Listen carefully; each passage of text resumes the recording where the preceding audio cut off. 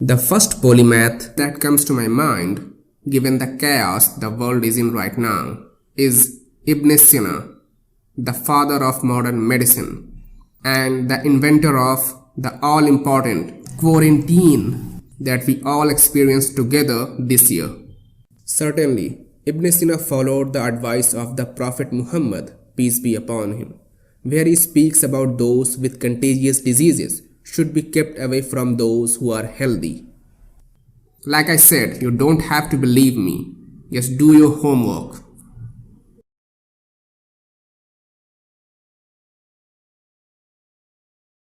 In this age of artificial intelligence, we have algorithms everywhere. Without us even realizing it, we're surrounded by them. The backbone of modern technology. Do you have any idea about who invented it and why is it called algorithm? Meet Al-Khwarizmi, the ingenious polymath who invented algorithm, and therefore it is bearing his name. You wouldn't even be watching this or any other video on YouTube if it wasn't for algorithms. I suppose Javed Karim must have taken this into consideration while co-founding the YouTube. Al-Khwarizmi is also the father of algebra, and it's carrying the name of his book, Al-Jabr. Al-Khwarizmi produced the first table of tangents along with the accurate sine and cosine tables in trigonometry. Signs of a true genius. Have you ever noticed the numerals 0 to 9 that replaced the complicated Roman numeral system? The Indo-Arabic numerals that we use throughout the world today was introduced by Al-Khwarizmi through his path-breaking work in arithmetic. How much can a person really achieve in one lifetime?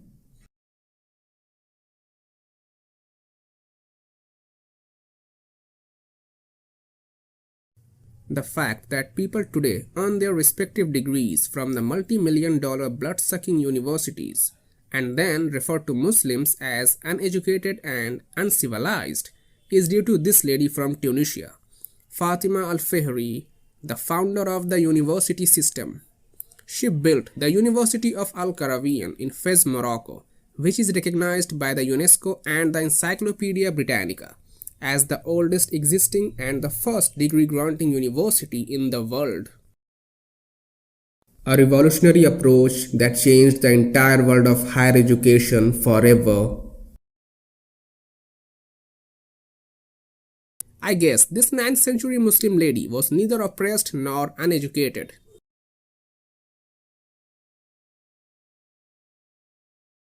The first scientist in the world.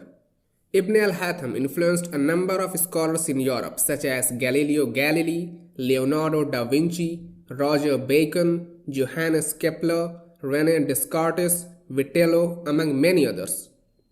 Ibn al-Hatham proved that vision first bounces off an object before being directed to our eyes. He was the first to demonstrate that vision occurs in the brain rather than in the eyes. Hence, Ibn al-Hatham is called the father of optics. It was Ibn al-Hatham who invented the world's first camera, known as the pinhole camera or the camera obscura.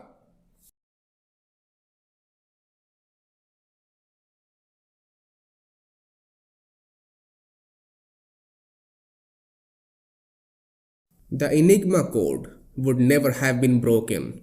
You could never have secured your social and financial details, and the bitcoins wouldn't have been possible without the effort of this polymath. Born in 9th century Iraq, Al-Sabah al-Kindi is the father of modern cryptography. His masterpiece, a manuscript on deciphering cryptographic messages, is the first recorded explanation of cryptanalysis, which provides numerous methods of breaking ciphers, notably frequency analysis. Thus, Al-Kindi is the first code breaker in history. As a student of cybersecurity, you must have learned the method of breaking ciphers through frequency analysis in your classrooms, the same method that Al-Kindi introduced about 1200 years ago. But I guess they never told you about this in the first place. Over the years, Al-Kindi's methods have empowered greater encryption and code breaking techniques that made way for a great many inventions and discoveries. Once a student of IT security, I'm amazed to realize that Al-Kindi's 1200 years old code breaking techniques can crack today's encrypted vaults efficiently. The first ethical hacker in the world.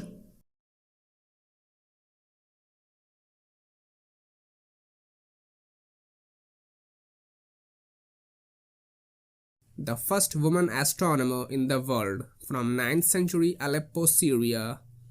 A shockwave to the brain, right? Certainly, none of you would have ever imagined it to be true. That's how much hypocrisy we're living with in this world.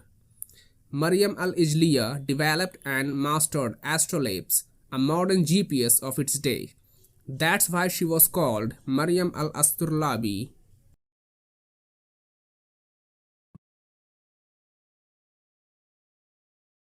The greatest surgeon of the Middle Ages and the father of modern surgery.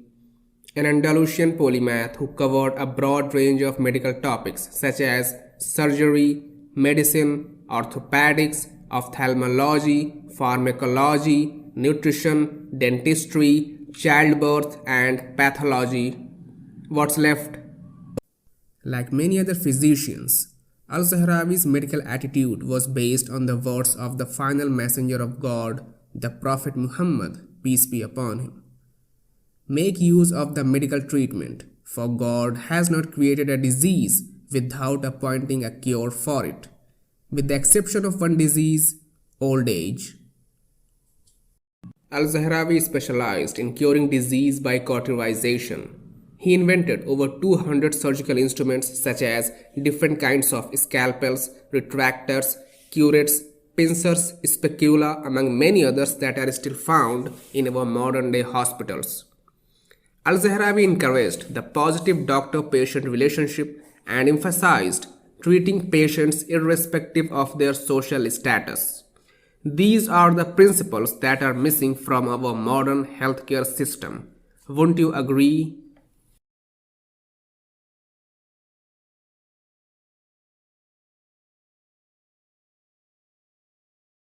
The first aviator who survived two successful flights 1000 years before the Wright brothers. His flying machine diagrams went on to become the cornerstones of aviation engineering in the late 20th century. Ibn Farnas is also the first person to use the parachute in history. He achieved this feat in 852 when he jumped from the tower of a mosque in Cordoba, Spain, using canvas as a parachute, 600 years before Leonardo da Vinci even made a diagram of it.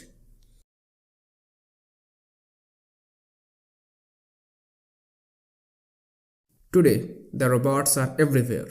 We even worry about them taking our jobs. We take them for granted as the modern state-of-the-art facility. But the history of automation goes back about 900 years to a master engineer who invented the first robotics, castle clock, and other engineering marvels. Ismail al-Jazari, the father of robotics. He is considered to be the inventor of the first programmable automata or robot. According to Encyclopedia Britannica, the Italian Renaissance inventor Leonardo da Vinci is said to have been influenced by the classic automata of al-Jazari. One of al-Jazari's humanoid automata was a waitress that could serve drinks like water and tea. He also invented a hand-washing automation incorporating a flush mechanism now used in our modern flush toilets. Apart from these, he built numerous mechanical marvels such as peacock fountain with automated servants, castle clock, elephant clock, candle clocks, water raising machines, water supply system, among many others. Al-Jazari's grandest castle clock is considered to be the first programmable computer. Al-Jazari is revered for his masterpiece, the Book of Ingenious Mechanical Devices, where he explained the construction of his devices and automata with illustrations and instructions that gave the engineers opportunity to reinvent them. What an ingenious of a man!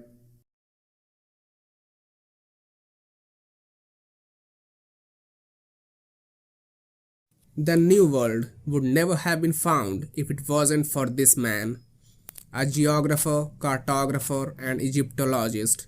Muhammad Al-Idrisi, the inventor of the world map. He created Tabula Rogeriana, the most advanced medieval world maps used by explorers such as Christopher Columbus and Vasco da Gama for their voyages and discoveries.